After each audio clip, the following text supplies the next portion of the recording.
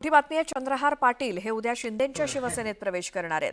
उद्या संध्याकाळी 5 वाजता ठाण्यामध्ये त्यांचा पक्षप्रवेश होणार आहे. चंद्रहार पाटलांना शिंदेंच्या सेनेत मोठी जबाबदारी मिळण्याची शक्यता आहे.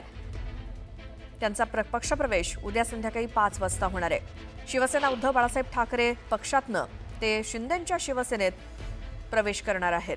खरं तर लोकसभा निवडणुकीमध्ये सांगलीमधनं त्यांना शिवसेना उद्धव बाळासाहेब ठाकरे पक्षानं उमेदवारी दिलेली होती आणि आता ते शिंदेंच्या पक्षात प्रवेश करतायत उद्या. अधिक माहितीसाठी जाऊयात. आमचे प्रतिनिधी उदय जाधव आपल्यासोबत आहेत. उदय, या पक्षप्रवेशाबद्दल काय माहिती?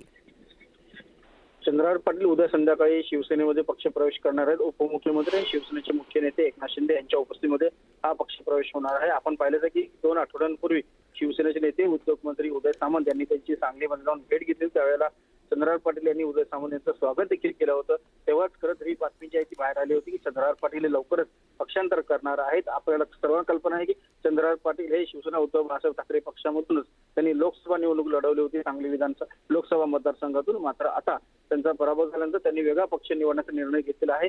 चंद्रहार पाटील हे शिवसेना ठाकरे गटाचे नेते संजय राऊत यांचे अत्यंत निकटवर्तीय समजले जातात.